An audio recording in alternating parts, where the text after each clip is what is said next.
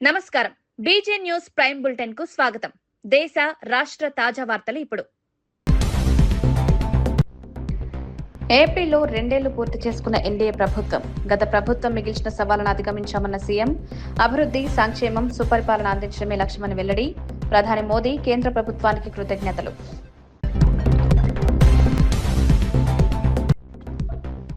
తదుపరి ఎన్నికల్లో కాంగ్రెస్ ఓటమి ఖాయమన్న హరీష్ రావు. ప్రజల్లో అసంతృప్తి పెరుగుతోందని వ్యాఖ్య. మళ్లీ కేసీఆర్ రావాలని మాట వినిపిస్తుందన్న మంత్రి. తెలంగాణకు బీఆర్ఎస్ఏ ప్రత్యామ్నాయం.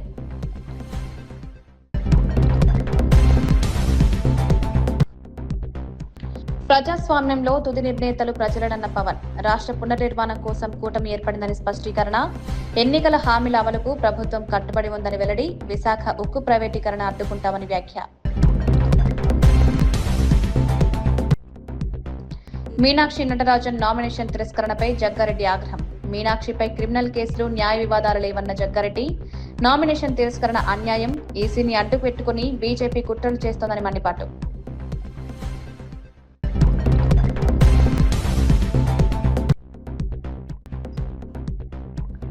కేతిరెడ్డికి బహిరంగ సవాల్ విస్తరణ చేసి ప్రభాకర్ రెడ్డి. తాడిపత్రి రాజకీయాల్లో మరోసారి వేడి పెంచిన వైనం. ఫ్యాషన్ రాజకీయాలకు ముగింపు పలుకుతారని వ్యాఖ్య. కేతిరెడ్డి అజ్ఞాతంపై ప్రశ్నలు సంధించిన జేసీ. తిరుపతిలో నిర్వహించిన కూటమి ప్రభుత్వం 2 ఏళ్ల విజయోత్సవ సభలో ముఖ్యమంత్రి చంద్రబాబు నాయుడు భావోద్వేగ ప్రసంగం చేశారు. గత ప్రభుత్వ హయాంలో ఎదుర్కొన్న ఇబ్బందులను గుర్తు చేస్తూ ప్రజల మద్దతుతోనే ఈ విజయాన్ని సాధించామన్నారు. తాను 53 రోజుల పాటు జైల్లో ఉన్న విషయాన్ని ప్రస్తావిస్తూ ప్రజాస్వామ్య పరిరక్షణ కోసం పోరాడిన రోజులను గుర్తు చేసుకున్నారు. డిప్యూటీ సీఎం పవన్ కళ్యాణ్ పై కూడా అప్పటి ప్రభుత్వం వేధింపులకు పాల్పడిందన్నారు. అన్ని కష్టాలను అధిగమించి ప్రజల ఆశీర్వాదంతో కూటమి ప్రభుత్వం ఏర్పడిందన్నారు. రాష్ట్ర అభివృద్ధి, సంక్షేమం, పారదర్శక పాలన లక్ష్యంగా పనిచేస్తున్నామని తెలిపారు. ప్రజల విశ్వాసాన్ని నిలబెట్టుకోవడం తమ బాధ్యత అని పేర్కొన్నారు. ఈ రోజు మీటింగ్ చూస్తే నమ్మకం, అది కూడా ఎన్డీఏ ప్రభుత్వం పైన. 2 ప్రభుత్వాలు, మొన్నే ప్రధానమంత్రి నరేంద్ర మోడీ గారు 10వ తారీఖున 12 సంవత్సరాలు ప్రజల చేత ఎన్నికైన మొట్టమొదటి ప్రధానమంత్రి నరేంద్ర మోడీ గారు. మీరందరూ కూడా ఇదే రోజున ప్రమాణ స్వీకారం చేశాం. 2 ఏళ్ళు అయ్యింది. అయితే ఈరోజు మీరు చూస్తే 2024 ఎన్నికల్లో మోడీ గారు, పవన్ కళ్యాణ్ గారు, నేను కలిసి రాష్ట్రాన్ని గెలిపిద్దాం, ప్రజాస్వామ్యాన్ని కాపాడదామని మిమ్మల్ని కోరాను. ఈరోజు ఏ ఉత్సాహం ఉందో రాష్ట్రంలో, ఆ రోజు కూడా అదే ఉత్సాహంతో బ్రహ్మాండంగా పనిచేశారు. ప్రజలు ఆశీర్వదించారు. నేను రాజకీయాల్లో సుదీర్ఘంగా ఉన్నాను. 57% ఓట్ షేర్, 94% సీట్లు ఇచ్చిన ఘనత ఆంధ్రదేశ ప్రజానీకేనదని మరొక్కసారి విజ్ఞప్తి చేస్తున్నాను. మనమందరం కూడా గతాన్ని ఒక్కసారి గుర్తు చేసుకోవాలి. 14, 19 ఎక్కడ చూసినా చీకటి, ప్రజాస్వామ్య పోకడలు లేవు. ఇంకో పక్కన 2014లో విభజన వల్ల కొంత నష్టపోయాం. 19, 24 విధ్వంసమైంది. దీనివల్ల అన్ని రంగాల్లో సంక్షోభం, వ్యవస్థలు నిర్వీర్యం. 2019లో ప్రజావేదిక కూల్చివేతతో మొదలైన విధ్వంస పాలన. కూటమి ప్రభుత్వం 2 ఏళ్ల విజయోత్సవ సభలో డిప్యూటీ సీఎం పవన్ కళ్యాణ్ కీలక ప్రసంగం చేశారు. కూటమి విజయం అహంకారంపై ప్రజాస్వామ్యం సాధించిన విజయమని పేర్కొన్నారు. కులాలు, ప్రాంతాల రాజకీయాలకు అతీతంగా ప్రజలు అభివృద్ధి లక్ష్యంగా ముందుకు సాగారని పిలుపునిచ్చారు. ఎన్నికల్లో కూటమి సాధించిన 100% విజయాన్ని, ప్రజల విశ్వాసాన్ని నిదర్శనంగా అభివర్ణించారు. రాష్ట్ర అభివృద్ధి కోసం అన్ని వర్గాలు కలిసి పనిచేయాల్సిన అవసరం ఉందన్నారు. యువతకు అవకాశాలు, రైతులకు మద్దతు, మహిళల సాధికారత వంటి అంశాలపై ప్రభుత్వం దృష్టి సారిస్తోందన్నారు. ప్రజల ఆశలను నెరవేర్చే పాలన అందించడమే తమ లక్ష్యమని పవన్ కళ్యాణ్ వెల్లడించారు. ఒక రాజకీయ నిర్ణయం కాదు, ఒక సందేశం, ఒక హెచ్చరిక, ఒక దిశానిర్దేశం అవుతుంది. 2024లో ప్రజలు ఒక రాజకీయ సంస్కృతిని తిరస్కరించారు, భయాన్ని తిరస్కరించారు, అహంకారాన్ని తిరస్కరించారు, అధికారమే అంత అన్న భావజాలాన్ని తిరస్కరించారు. ప్రజాస్వామ్యంలో ప్రజల కంటే ఎవరు పెద్దవారు కాదని మరోసారి గుర్తు చేశారు. అందుకే 2024లో చేసినట్టు కొన్నిసార్లు ప్రజలు కేవలం ఓటు వేసి వదిలిపెట్టరు, చరిత్ర రాస్తారు. 2024లో ఆంధ్రప్రదేశ్ ప్రజలు చేసింది అదే. ఆ తీర్పు ఈ రాష్ట్రానికి మళ్ళీ ఆశనిచ్చింది, ఆంధ్రప్రదేశ్ సమాజానికి మళ్ళీ ఆత్మవిశ్వాసాన్ని ఇచ్చింది, ఒక తరం భవిష్యత్తుని మళ్ళీ నమ్మకాన్ని కల్పించింది. ప్రజలు మౌనంగా కనిపించిన అవసరం వచ్చినప్పుడు చరిత్రని మార్చగలరని మరోమారు నిరూపించిన సందర్భం అది. 2 ఏళ్ల క్రితం మీరిచ్చింది కేవలం అధికారం కాదు, ఒక బాధ్యత. ఆ బాధ్యతని గుర్తుంచుకుంటేనే ఈరోజు మీ ముందుకు వచ్చాం. ఈ చారిత్రక విజయానికి కారణమైన ప్రతి కార్యకర్తకి, ప్రతి నాయకుడికి, ప్రతి మహిళకి, ప్రతి రైతుకి, ప్రతి యువకుడికి నా హృదయపూర్వక కృతజ్ఞతలు. ఈ విజయం కేవలం తెలుగుదేశం పార్టీదో, భారతీయ జనతా పార్టీదో, జనసేన పార్టీదో కాదు, ప్రజల విజయం ఇది. ఇది అహంకారం విధ్వంసంపై ప్రజాస్వామ్యం సాధించిన విజయం. ఈ కూటమి ఆంధ్రప్రదేశ్ పునర్నిర్మాణం కోసం ఏర్పడిన కూటమి. ఈ కూటమి అధికారాన్ని పంచుకోవడానికి కాకుండా బాధ్యతని పంచుకోవడానికి ఏర్పడింది. దేశానికి ప్రధానమంత్రి శ్రీ నరేంద్ర మోదీ గారి దూరదృష్టి, రాష్ట్రానికి ముఖ్యమంత్రి శ్రీ నారా చంద్రబాబు నాయుడు గారి అనుభవం, ప్రజల ఆకాంక్షలను ప్రతిబింబించే జనసేన సంకల్పం, ఈ 3 శక్తులు కలిసినప్పుడే ఆంధ్రప్రదేశ్ పునర్నిర్మాణానికి బలమైన పునాది ఏర్పడింది. కూటమిలో జనసేన 21 సీట్లతోటి సర్దిపెట్టుకునే సందర్భంలో చాలామంది వివిధ రకాలుగా విమర్శించారు. కానీ మేము 21 సీట్లతో రాజీ పడలేదు. ఆంధ్రప్రదేశ్ భవిష్యత్తు కోసం 21 సీట్లకి జనసేన పరిమితాన్ని చేశాం. ఆ త్యాగానికి ప్రజలు ఇచ్చిన సమాధానమే 100% స్ట్రైక్ రేట్. 2 ఏళ్ల క్రితం మేము ఇచ్చిన హామీలు ఈరోజు ఒక్కొక్కటిగా ఆచరణలో కనిపిస్తున్నాయి. పెరిగిన వృద్ధాప్య పెన్షన్లు, మహిళలకి ఆర్థిక భరోసా, ఉచిత గ్యాస్ సిలిండర్లు, మహిళలకి ఉచిత బస్సు, రైతులకి అండా, అన్నా క్యాంటీన్లు, విద్యకి ప్రాధాన్యత, యువతకు ఉపాధి అవకాశాలు, మేము చెప్పింది ప్రతిదీ ఆచరించి బలంగా ముందుకు తీసుకెళ్తా ఉన్నాం. నా శాఖల విషయానికి వస్తే మహాత్మా గాంధీ కలలుగన్న గ్రామ స్వరాజ్యం, పండిట్ దీన్ దయాళ్ ఉపాధ్యాయ ప్రతిపాదించిన అంత్యోదయ సిద్ధాంతం, last mile governance, doctor BR Ambedkar గారి రథసారథిగా రాజ్యాంగం ద్వారా స్థానిక స్వపరిపాలనకు వేసిన బలమైన ప్రజాస్వామ్య పునాదులు, ఈ 3 ఆలోచనల సంగమమే నేడు నరేంద్ర మోదీ గారి నాయకత్వంలోని ప్రభుత్వ పాలనా తత్వం. సబ్కా సాత్, సబ్కా వికాస్, సబ్కా విశ్వాస్. గ్రామాన్ని భారతదేశానికి కేంద్ర బిందువుగా హుజరాబాద్ లో జరిగిన బీఆర్ఎస్ ముఖ్య కార్యకర్తల సమావేశంలో మాజీ మంత్రి హరీష్ రావు కాంగ్రెస్ ప్రభుత్వంపై విమర్శలు గుప్పించారు. వచ్చే ఎన్నికల్లో సీఎం రేవంత్ రెడ్డి ఎమ్మెల్యేగా ఓడిపోవడం ఖాయమని వ్యాఖ్యానించారు. రాష్ట్ర వ్యాప్తంగా ప్రజల్లో అసంతృప్తి పెరుగుతోందని, ఎక్కడికి వెళ్లినా మళ్లీ కేసీఆర్ రావాలనే మాట వినిపిస్తోందన్నారు. బీఆర్ఎస్ ప్రభుత్వం అమలు చేసిన సంక్షేమ పథకాలను ప్రజలు ఇప్పటికీ గుర్తు చేసుకుంటారన్నారు. కాంగ్రెస్ హామీలు అమలు కాక ప్రజలు నిరాశ చెందుతున్నారని ఆరోపించారు. రాబోయే ఎన్నికల్లో బీఆర్ఎస్ తిరిగి అధికారంలోకి వస్తుందని ధీమా వ్యక్తం చేశారు. కార్యకర్తలు ప్రజల్లోకి వెళ్లి పార్టీ సిద్ధాంతాలను వివరించాలని పిలుపునిచ్చారు. కోట్లు ఖర్చు పెట్టిండు. అందాల పోటీలకు ఉంటాయి, ఫుట్బాల్ షోకులకు ఉంటాయి, ఎయిర్ బస్ హెలికాప్టర్ కు డబ్బులుంటాయి, ఇతర రాష్ట్రాల్లో ఎన్నికలు జరిగితే మూటలు పంపడానికి డబ్బులుంటాయి, పక్క రాష్ట్రాల్లో ఎన్నికలు జరిగితే మన తెలంగాణ ప్రభుత్వ డబ్బులతో అక్కడ ఫుల్ పేజ్ పేపర్ అడ్వర్టైజ్మెంట్లకు డబ్బులుంటాయి. కానీ మా పిల్లలకు ఫీజు రియంబర్స్మెంట్ ఇవ్వమంటే డబ్బులు ఉండవా? మా రైతులకు రైతు బంధు రైతు బీమాకు డబ్బులు కట్టమంటే ఉండవా? మా అవ్వ తాతలకు 4,000 పెన్షన్ ఇవ్వమంటే డబ్బులు ఉండవా? రేవంత్ రెడ్డి గారికి అధికారం మత్తెక్కింది. మొన్న ఎప్పుడు అన్నాడు కదా హిట్లర్. రేవంత్ రెడ్డి గుర్తుపెట్టుకో, నీ హిట్లర్ పాలనను అంతం చేయడానికి ప్రజలు కంకణం కట్టుకున్నారు.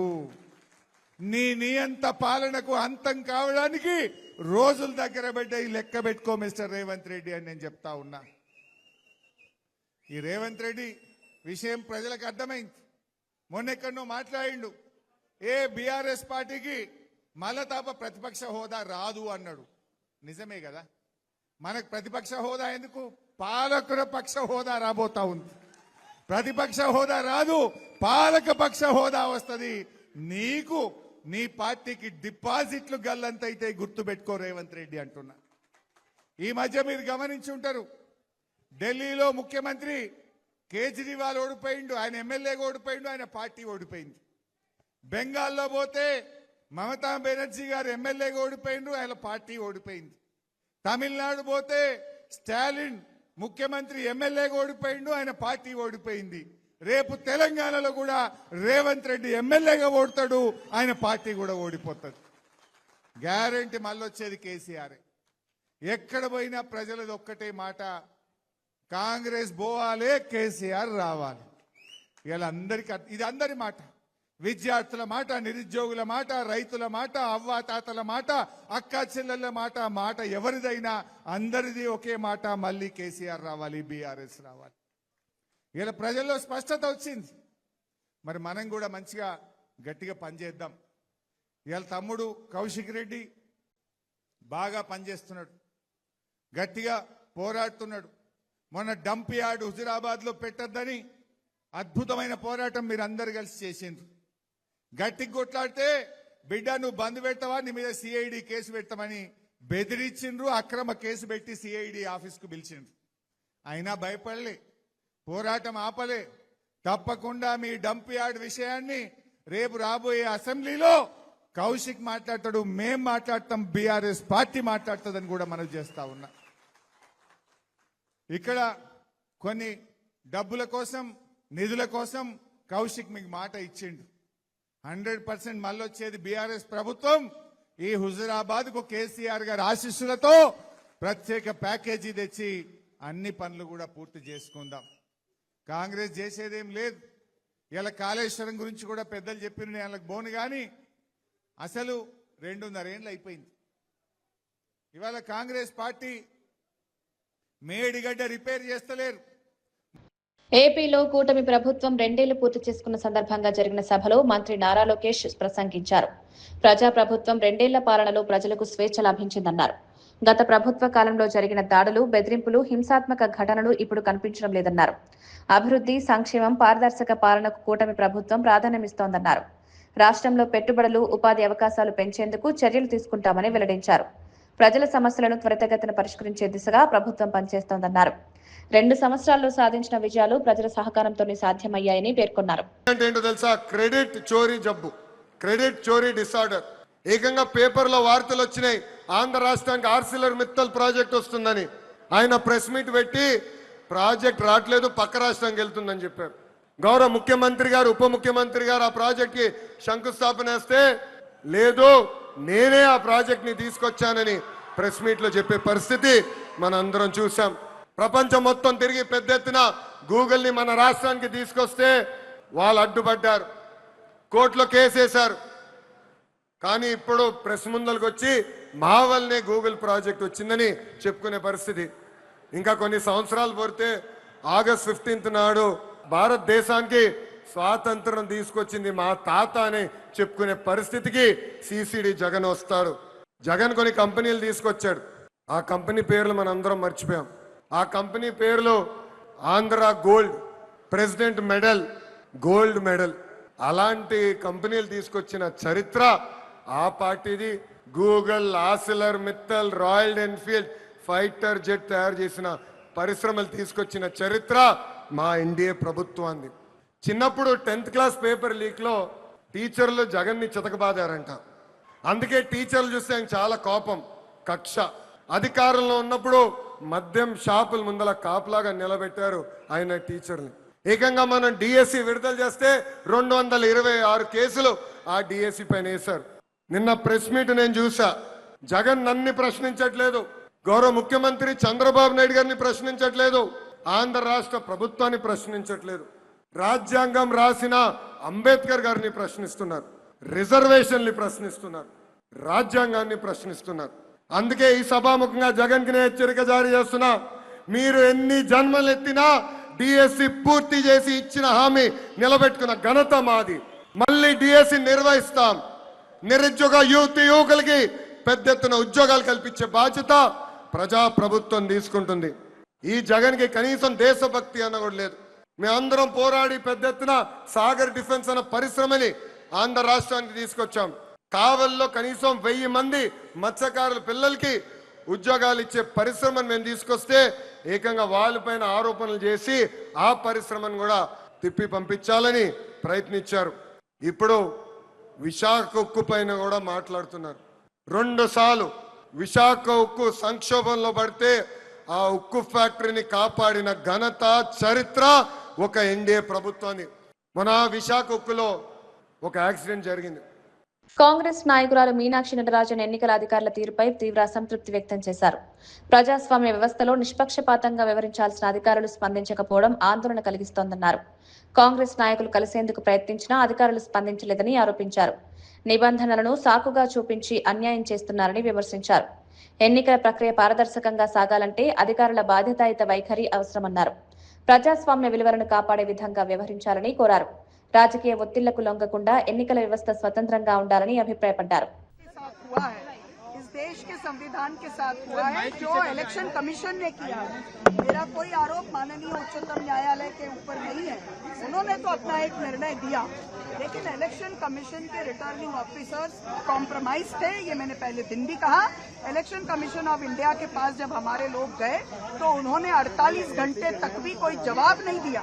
माननीय उच्चतम न्यायालय ने कम से कम हमारी बात की सुनवाई की और उस पर अपना एक फैसला दिया, लेकिन चुनाव आयोग इस तरह से मिला हुआ है कि उन्होंने उसके लिए कोई अपनी तरफ से कोई जवाब तक नहीं दिया।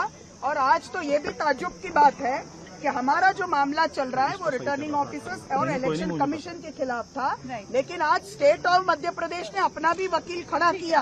तो इससे आराम से समझ में आता है कि क्या साठगांठ चल रही है और क्या कहां पर हो रहा है। मीनाक्षी जी आप थी वहाँ पे, खुद प्रेजेंट थी। हाँ, मैं ऑनलाइन थी। मैं ऑनलाइन प्रेजेंट पूरी दलील सुनी। हाँ, क्या आप सेटिस्फाइड हैं जो सरकार? देखिए, मैं तो पहले दिन से कह रही हूँ कि चुनाव आयोग कॉम्प्रोमाइज्ड है, चुनाव आयोग की साठगांठ है। और आज ये एक तरह से और भी प्रूव हुआ, जबकि स्टेट ऑफ मध्य प्रदेश का वकील वहाँ पे खड़े होते हैं तो ये तो स्टेट ऑफ मध्य प्रदेश का मामला ही नहीं है ना।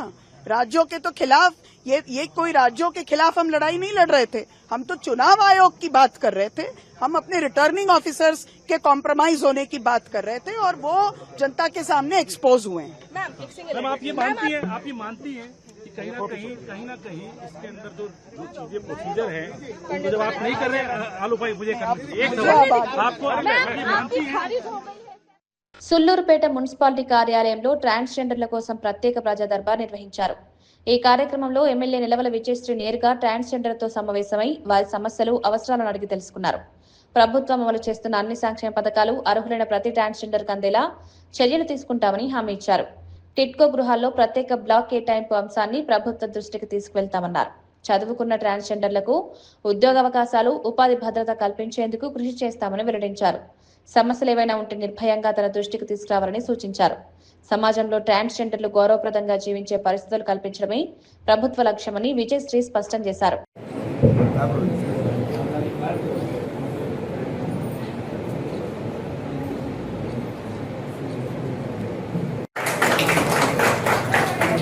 ప్రభుత్వం మీకు ఎప్పుడూ అండగానే ఉంటుంది, మీరు వరి అవ్వాల్సిన పని లేదు. ఏదైనా ఉంటే మేము చూస్తాం. ఎవరైనా మాట్లాడతారా? సరే, మీరు చెప్పిన అన్ని ఇష్యూస్ కూడా నోట్ చేసుకున్నాం. జాబ్స్ ఏమన్నా కూడా చదువుకున్న ఎడ్యుకేషన్ పిల్లలు ఉన్నారు, వాళ్ళకి ఏదైనా చిన్న జాబ్ ఇచ్చినా కూడా చేసుకోవడం కూడా మాకేం ఇష్టం లేదు. కొన్ని ప్రభుత్వం గురించి ఏమైనా మాట్లాడతారా? చాలా సంతోషంగా ఉన్నాడు. అసలు ఇప్పుడు వచ్చిన తర్వాత ఒక కార్ సెంటర్ ఏర్పట్టించుకోవడం కానీ ఏది కానీ ఈ ప్రభుత్వం వచ్చిన ఫస్ట్ టీడీపీ ప్రభుత్వమే మాకు పెన్షన్ ఇచ్చారు. ఇప్పుడు ఇల్లు ఇంతగా మా కోసం పోరాడుతున్నారు. ఇంకోటి జాబ్స్ కూడా ఇచ్చేస్తే సంతోషంగా మాకు ఈ వెడ్డింగ్ చేయడం కూడా మాకు రెజ్యూమ్స్ ఎవరైతే చదువుకొని ఉన్నారో డిగ్రీ రెజ్యూమ్స్ తీసుకొని వస్తే నేను కంపెనీతో ఒకసారి మాట్లాడతాను.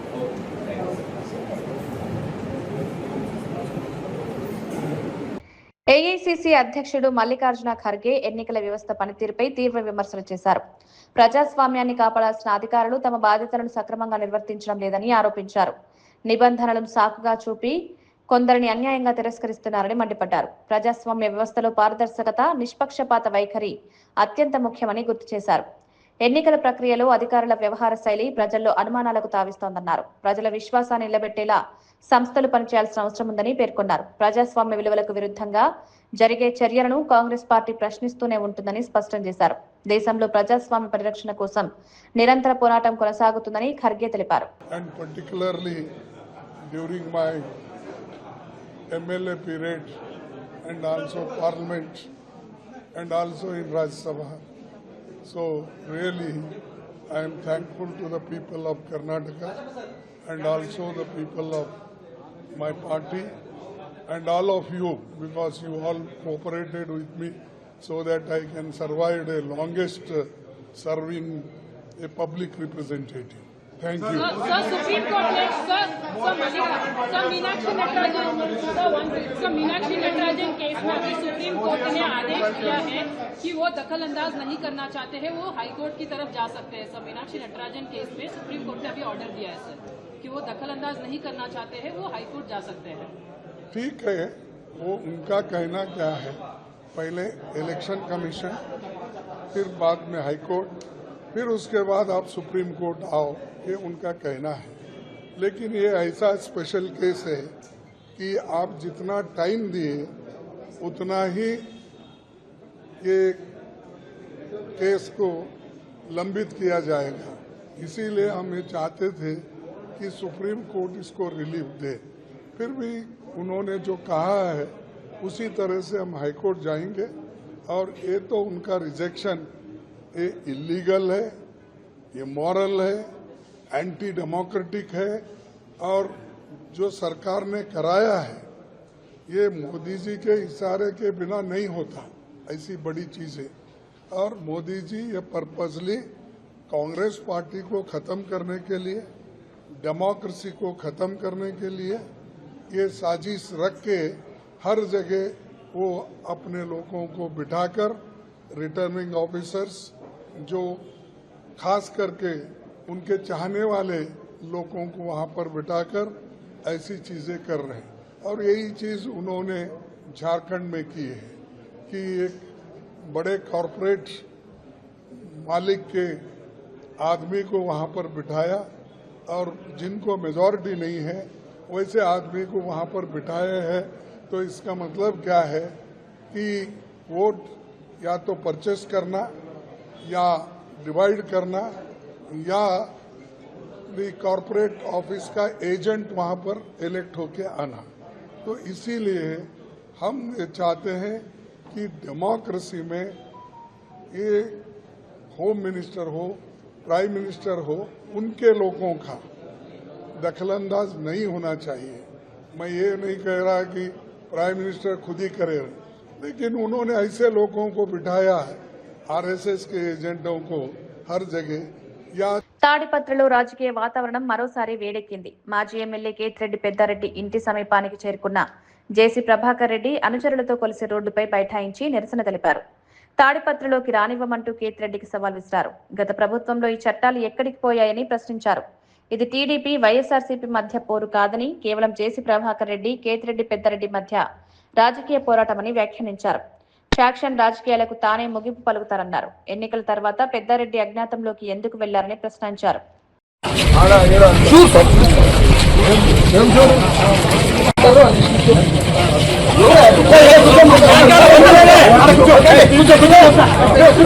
ప్రతి అడుగు పోలీసు వాళ్ళ పర్మిషన్ తోనే పోవాలా. ఏంటి పొద్దు నువ్వు నేను రానీను, నేను కాదు, నేను వెళ్ళిపోతున్నాను. ఈ ఆపరేషన్ 17 తేదీ నుంచి మా వాళ్ళు రానిరు. పోలీసు వాళ్ళు కూడా చెప్తున్నారు, నాకు 5 ఏళ్ళు అన్యాయం జరిగింది. 420 కేసు తీసుకుని అరెస్ట్ చేసినారు. వస్తుంది జడ్జిమెంట్ కూడా వస్తాయి. ఈరోజు మీరు అన్నదంట ఏం చేసిన న్యాయం మీరు ఇంటికి వచ్చిపోతే కేసు రాసుకున్నారా? ఈ పొద్దు ఏమి చెప్తా చూడండి, మీరు మీ స్కిన్ తయారు చేసుకునేదానికి ఉండేదానికి ఉన్నారు. మీకు మెమో రాకూడదు. అన్యాయం చేసినారా లేదా? ఎన్ని బస్సులు పోయినాయి. మా నాయన బొగ్గులు వస్తున్నారు 32లో. మేము భయపడలే. నేను తెలుగుదేశం పార్టీ కోసం కష్టపడలే. నా జనం కోసం. నాంపల్లి కోర్టులో చర్చనీయాంశంగా మారిన మీనాక్షి నటరాజన్ కేసులో మరో కీలక పరిణామం చోటు చేసుకుంది.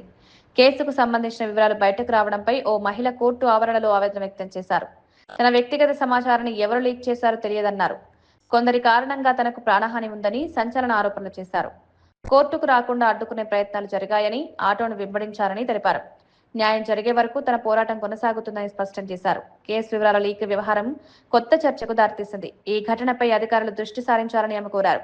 నేను వచ్చిన తర్వాత యాక్చువల్లీ వచ్చేటప్పుడు నన్ను ఫాలో చేశారు. నా వెహికల్ నేను క్యాబ్ లో వచ్చాను. దాని నంబర్ నోట్ చేసుకున్నారు. ఎంటర్ అవ్వగానే పోలీసు వాళ్ళు వేరే వాళ్ళకి చెప్పారు. సో నేను మళ్ళీ వెళ్ళిపోయాను. ఇప్పుడు నాకు మళ్ళీ టైం అవుతుంది. Let me go in. నాకు నార్మల్ పీపుల్ అండ్ పోలీస్ వాళ్ళు ఇక్కడ వచ్చినప్పుడు వాళ్ళు చెప్పారు. ఫాలో చేసి నేను క్యాబ్ ఏ నెంబర్ లో వచ్చాను అనేది వాళ్ళు చెప్తున్నారు. ఈ క్యాబ్ లో వచ్చింది అది అని. కేసుకు సంబంధించి మీనాక్షి విషయంలో తెలియదు కాదు. నేనేమి ఎవరి మీద నేను కంప్లైంట్ ఏంటి, నేను నా ఫైట్ లీగల్ ఫైట్ నేను చూస్తున్నా. నాకు దీనికి ఏం సంబంధం లేదు. I have to attend the court. ఈయన నేను రాగానే నా వీడియో తీసుకున్నాడు. Is the person is going. అతను సివిల్ మీరు చూసారు కదా, white shirt and black pant. నాకు తెలీదు నన్ను ఎవరు లిఫ్ట్ చేయాలని చూస్తున్నారో ఏంటో నాకు తెలీదు. నాకేం సస్పెన్షన్ లెటర్ ఎవరు ఇవ్వలేదండి.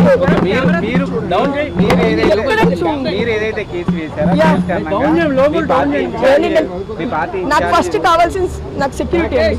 అది సోర్స్ కేడ్. నాకు ఇప్పుడు మీరే చూసారు, ఇప్పుడే చూసారు. నేను ఇలా చెప్తుంటే ఆయన వెళ్ళిపోయారు.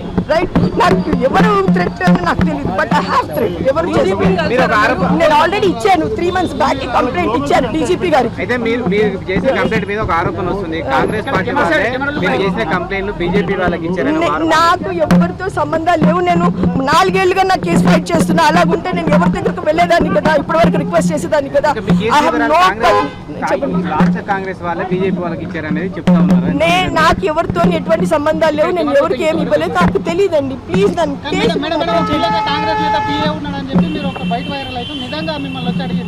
అంటే జనరల్ గా ఇప్పుడు ఇలా వచ్చారో అలాగే జరిగింది. దీని గురించి అని నేను పర్టికులర్ గా ఏం చెప్పలా. నాకు థ్రెట్ ప్లీజ్ అండి. నాకు ఇప్పుడు థ్రెట్ ఉంది. మీ ముందరే చూసారు, వీడియో తీస్తున్నారు. వాళ్ళు చెప్పగానే వాళ్ళు వెళ్ళిపోయారు. ప్లీజ్ నాకు కొంచెం రిలీఫ్ ప్లీజ్. నాకు థ్రెట్ ఉంది, ఫస్ట్ అది చూడండి. TPCC working president Jaggareddy Meenakshi Natarajan Rajya Sabha nomination రద్దు వ్యవహారంపై తీవ్ర విమర్శలు చేశారు. రాహుల్ గాంధీ ఎంపిక చేసిన అభ్యర్థిని అడ్డుకునేందుకు కుట్ర జరుగుతుందని ఆరోపించారు. ఒక రాజ్యసభ సీటు కోసం ఇంత దిగజారడం బీజేపీకే సాధ్యమని వ్యాఖ్యానించారు. దేశంలో 12 ఏళ్ల బీజేపీ పాలనలో కుట్రలు, కుతంత్రాలు ఎక్కువగా కనిపిస్తున్నాయని విమర్శించారు. లేని కేసులను చూపించి మీనాక్షి నామినేషన్ రద్దు చేశారని ఆరోపించారు. నిజాలు బయటకు రాకుండా కోవర్ట్ రాజకీయాలు చేస్తున్నారని మండిపడ్డారు. ప్రజాస్వామ్య విలువలకు విరుద్ధంగా వ్యవహరించే చర్యలను కాంగ్రెస్ తీవ్రంగా వ్యతిరేకిస్తుందని స్పష్టం చేశారు.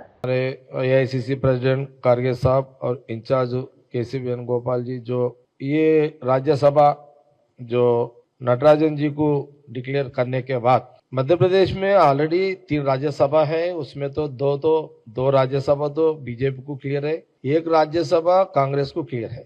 फिर भी एक राज्यसभा के लिए इतना गंदी गिर के जो बीजेपी हुकूमत पॉलिटिक्स इतना गिर के काम करना, Modi ji prime minister level में इतना गिर के ऐसी काम करना, ये ठीक बात नहीं होता। देखो नटराजन जी हमारे इंचार्ज जो मीनाक्षी जी, सीधा साधा एक नॉर्मल एक महिला, बहुत मेहनत करके ऑर्गेनाइजेशन में, कांग्रेस पार्टी ऑर्गेनाइजेशन में नटराजन जी सीधा साधा सिंपली लाइफ, उनका लाइफ पूरा सिंपली, ऐसा एक महिला कांग्रेस की हमारे नेता हमारे इंचार्ज नटराजन जी को, जो राहुल जी जो डिसीजन लिए है, एआईसीसी डिसीजन लिए है राज्यसभा का मध्य प्रदेश में, मगर उनको राज्यसभा उनको रोकने के लिए जो इलेक्शन कमीशन को ये लोग बेस बना लेके उनको राज्यसभा बनने में रुकावट जो किया है वो लोग, मगर उतना क्या जरूरत थी? ये कांग्रेस पार्टी, हम तेलंगाना गांधी भवन से कांग्रेस पार्टी तरफ से हम बीजेपी पार्टी को हम ये पूछ रहे हैं, भाई एक राज्यसभा नटराजन जी जो सीधा साधा एक नॉर्मल जीवन की एक महिला, हमारे लीडर हमारे इंचार्ज नटराजन को राज्यसभा बनने में ये जो रुकावट जो रोकने के लिए जो कोशिश हुआ इलेक्शन कमीशन को बीच में रख के, इतना गिर के मीनाक्षी नटराजन को राज्यसभा रोकने में ఏపీలో 2 ఏళ్లు పూర్తి చేసుకున్న ఎన్డీఏ ప్రభుత్వం గత ప్రభుత్వం మిగిల్చిన సవాళ్లను అధిగమించామన్న సీఎం, అభివృద్ధి, సంక్షేమం, సుపరిపాలన అందించడమే లక్ష్యమని వెల్లడి. ప్రధాని మోదీ కేంద్ర ప్రభుత్వానికి కృతజ్ఞతలు.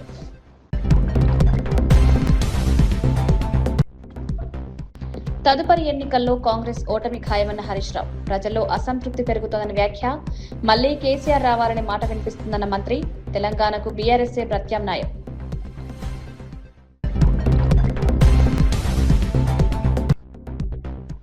ప్రజాస్వామ్యంలో తుది నిర్ణేతలు ప్రజలనన్న పవన్. రాష్ట్ర పునర్నిర్మాణం కోసం కూటమి ఏర్పడిందని స్పష్టీకరణ.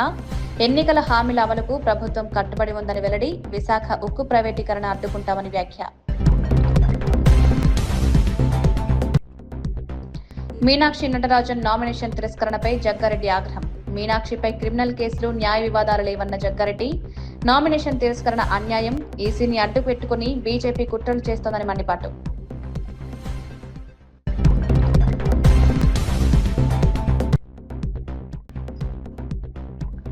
కేతిరెడ్డికి బహిరంగ సవాల్ విస్తరణ చేసి ప్రభాకర్ రెడ్డి. తాడిపత్రి రాజకీయాల్లో మరోసారి వేడి పెంచిన వైనం. ఫ్యాషన్ రాజకీయాలకు ముగింపు పలుకుతారని వ్యాఖ్య. కేతిరెడ్డి అజ్ఞాతంపై ప్రశ్నలు సంధించిన చేసి. ఇవి బీజే న్యూస్ ప్రైమ్ బులెటిన్ విశేషాలు. నమస్కారం.